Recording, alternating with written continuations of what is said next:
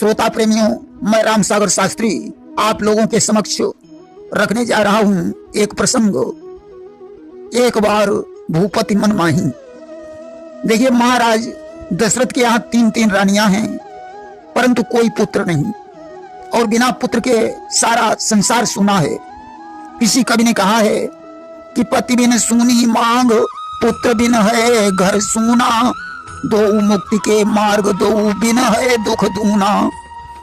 कन्याएं चाहे जितनी हो जाएं, परंतु पुत्र यदि नहीं है तो सारा संसार ही बेकार है। कि चाही हो ही कन्या 60,000, और एक पुत्र बिन जग अंधियारा। वो स्वामी तुलसीदास लिखते हैं कि एक बार भूपति मन माही, एक बार भूपति मन माही, भई गलानी मोरे सुत नाही। देखिए, जिसके पुत्र नहीं होता है उसे तो सारी जिंदगी ग्लानि होनी चाहिए कि हाय मेरे पुत्र नहीं, परंतु महाराज दशरथ को एक ही बार ग्लानि क्यों हुई? देखिए, जहां कोई विशेष घटना घट चुकी हुई होती है या घटने वाली होती है, वहां कवि को लिखना पड़ता है एक बार। मानस में कई जगह एक बार शब्द का प्रयोग हुआ है, जैसे कि एक बार भरी मकर नहाए, और सब मुनि से आश्रमन सिधाए। एक बार मकर स्नान करने गए ऋषिवृंदों में, भरद्वाज जी ने याज्ञवल्क्य को अपने आश्रम में रोक लिया और राम की कथा सुनने की इच्छा प्रकट की। अब एक बार त्रेता युग माही, शंभु गए कुंभज सिपाही। एक बार त्रेता युग में भगवान शंकर सती जी के सहित कुंभज ऋषि के आश्रम पर सत्संग करने गए। अब एक बार आवत शिव संगा, और देखे रघुकुल कमल पतंगा। एक बार सती जी भगवान शंकर के सहित कुंभज ऋषि के आश्रम से लौट रही थी, तो उन्होंने रास्ते में भगवान राम को देखा। अब एक बार तिनके हित लागी, और धरे शरीर भगत अनुरागी। एक बार भगवान ने कुंभकर्ण और रावण के उद्धार हेतु मनुज का तन धारण किया। अब एक बार करतल कर बीना, और गावत हरि गुण गान प्रवीणा। एक बार देवर्षि नारद ने कामदेव पर विजय प्राप्त कर ली, और यह बताने के लिए वे नारायण का गुणगान करते हुए क्षीर सागर में पहुंचे। और चढ़ी बारहबाज बार इक राजा, और मृगया कर सब साजी समाजा। एक बार राजा भानु प्रताप विंध्याचल के जंगल में शिकार खेलने गए, और एक बार कुबेर पर धावा, पुष्पक जान जीती लई आवा। एक बार रावण ने कुबेर पर आक्रमण करके पुष्पक विमान छीन लिया। अब एक बार भूपति मन माही, भई गलानी मोरे सुत नाही। एक बार राजा दशरथ को ग्लानि हो गई कि मेरे कोई पुत्र नहीं। और एक बार जननी अनवाए, करी सिंगार पलना पौड़ाए। एक बार माता कौशल्या ने राम को स्नान करवाकर पालने में लिटा दिया। और एक बार कालो किन हो, सियहित समर जिता वो हम सो। कुछ घमंडी राजाओं ने सीता जी के स्वयंवर में कहा कि एक बार काल भी हो, उस पर भी मैं सीता जी के कारण युद्ध में विजय प्राप्त कर लूंगा।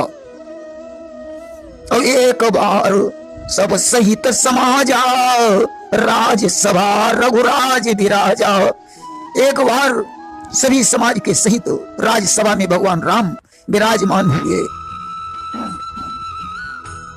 और एक बार प्रभु सुख आसीना, लक्ष्मण वचन कहे छलहीना। एक बार लक्ष्मण ने भगवान राम से छलहीन वचन कहे। और एक बार चुनी कुसुम सुहाए, और निज कर भूषण राम बनाए। एक बार भगवान राम ने सीता जी का फूलों के आभूषणों से श्रृंगार किया। और पंचवटी सुगही इकबारा, और देखी विकल भई जुगुल कुमारा। एक बार रावण की बहन सुपनखा पंचवटी में गई और राम लक्ष्मण को देखकर विकल हो गई। तो एक बार रघुनाथ बुलाए, गुरु तुझ पूर्वासी सब आए। एक बार भगवान राम ने गुरु तुझ और पूर्वासियों को बुलवाया। अब एक बार वशिष्ठ मुनि आए, जहां राम सुखधाम सुहाए। एक बार वशिष्ठ जी भगवान राम के पास आए। इस प्रकार मानस में कई जगह एक बार शब्द का प्रयोग हुआ है। आखिर महाराज दशरथ के साथ एक बार कौन सी घटना घटित हुई जिससे उन्हें ग्लानि हो गई कि हाय मेरे कोई पुत्र नहीं। इस विषय को लेकर सज्जनों के अलग अलग विचार हैं। एक सज्जन का विचार है कि एक बार की बात है, महाराज दशरथ रथ पर सवार होकर राजा इंद्र से मिलने के लिए इंद्रलोक को गए कि एक रोज दशरथ नपराई और सुरपति भवन पहुंचे जाई। देवराज इंद्र उन्हें देखकर बड़े प्रसन्न हुए, इंद्रासन पर बिठलाकर उनका स्वागत सत्कार किया और सुरपति ने जो सौभाग्य जितावा, स्वर्ण सिंहासन नृप ही बिठावा। हाल चाल पूछने के बाद महाराज दशरथ इंद्र से अनुमति लेकर घर के लिए चल पड़े। इंद्र ने सेवक को बुलवाकर सिंहासन धुलवाने का आदेश दिया। सेवक सिंहासन धोने लगा कि चले भवन दस रथ बलदाई, इंद्र सिंहासन दीन धुलाई। महाराज दशरथ की नजर पड़ गई। आज तुम्हें वापस लौट आए और उन्होंने इंद्र से पूछा, देवराज आपने ये सिंहासन क्यों धुलवाया। आज दशरथ के वचनों को सुनकर इंद्र मुस्कुराने लगे कि कारण पूछे जब न पुराई, बोले इंद्र वचन मुस्काई। इंद्र ने कहा, महाराज दशरथ बुरा नहीं मानना, आपके कोई पुत्र नहीं है, इसलिए आपके बैठने से ये सिंहासन अपवित्र हो गया। कि सब सुख साज अवध के माही, लेकिन भवन एक सुत नाही। सुत विहीन नर बैठी जाई, सो आसन अपवित्र कहाई। आज ऐसे वचन महाराज दशरथ के हृदय में बाणों के समान चुभ गए और वहीं पर उन्हें ग्लानि हो गई कि हाय मेरे कोई पुत्र नहीं। कि इंद्र वचन प्रेरे नृप काहि, तो भई गलानी मोरे सुत नाही। वहीं दूसरे सज्जन का ऐसा विचार है कि एक बार की बात है, महाराज दशरथ शिकार खेलने के लिए एक जंगल में गए कि एक रोज श्री अवध भुवारा, जंगल खेलन चले शिकारा। आज धनुष पर बाण चढ़ाए हुए राजा शिकार की तलाश कर रहा था। तब तक ईश्वर की इच्छा से उन्हें एक हिरन दिखाई पड़ गया कि एक हिरन तब सन्मुख आवा, बधन हेतु नृप बाण चलावा।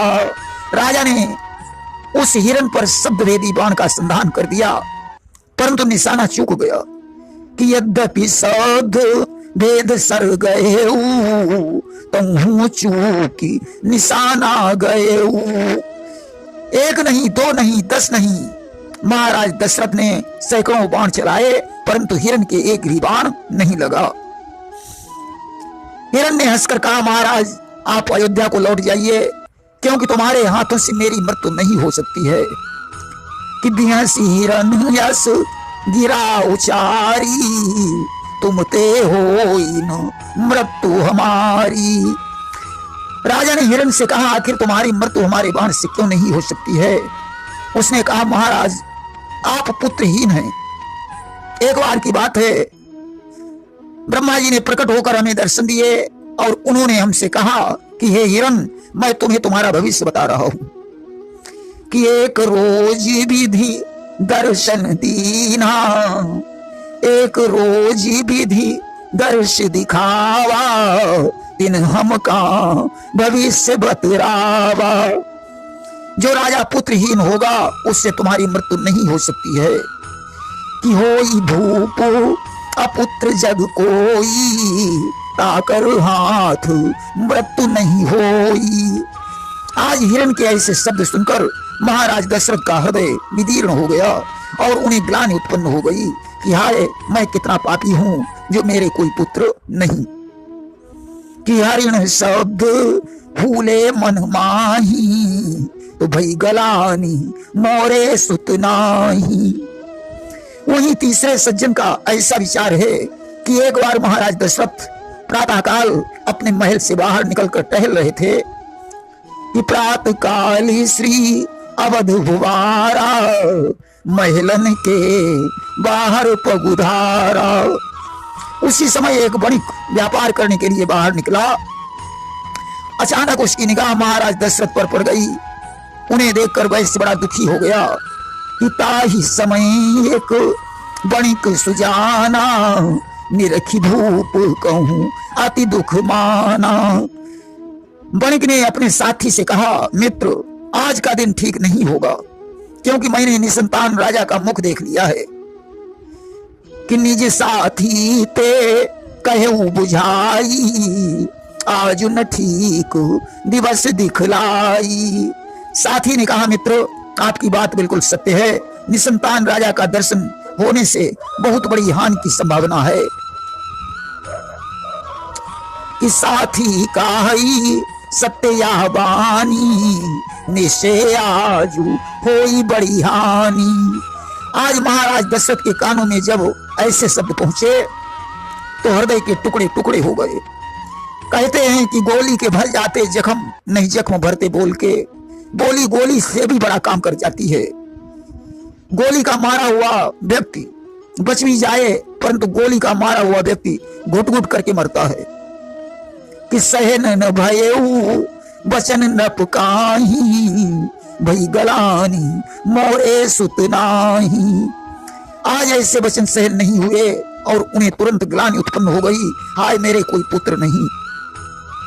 अब गुरु गृह तुरत गए महिपाला, जोरी पानी कियो विनय विशाला।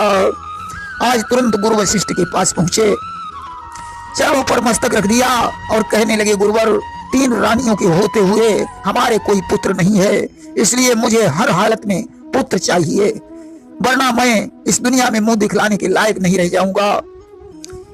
वशिष्ठ जी ने कहा, राजन, चिंता करने की जरूरत नहीं है। कि धरहु धीर हुई सुत चारी, त्रिभुवन विदित भगत भयहारी। तुम्हारे एक नहीं 4 पुत्र होंगे। परंतु दशरथ ने कहा, मुनिवर, परंतु कैसा? देखिए, अगर मगर खैर, लेकिन किंतु परंतु यह शब्द संदेह पैदा करते हैं। वशिष्ठ जी ने कहा, राजन, परंतु की बात क्या है? संगी ऋषि वशिष्ठ जी ने कहा, राजन, परंतु की बात यह है कि संगी ऋषि को बुलवाकर पुत्रेष्टि यज्ञ करवानी पड़ेगी। देखिए, वशिष्ठ जी अगर चाहते तो स्वयं यज्ञ करवाकर पुत्र उत्पन्न करवा सकते थे, क्योंकि वशिष्ठ ब्रह्मवादी ऋषि थे जो भावी को भी मेटने की शक्ति रखते थे। परंतु इन्होंने अपनी महानता नहीं दिखाई। अस्तु श्रृंगी ऋषि ने पुत्रेष्टि यज्ञ करवाया। अग्निदेव खीर लेकर प्रकट हुए। उसी खीर के द्वारा रानियों ने गर्भ धारण किया और कौशल्या से राम, सुमित्रा से लक्ष्मण और शत्रुघ्न तथा कैकेयी से भरत का जन्म हुआ। इनका नामकरण वशिष्ठ जी ने ही किया। प्रेम से बोलिए वृंदावन बिहारी लाल की जय।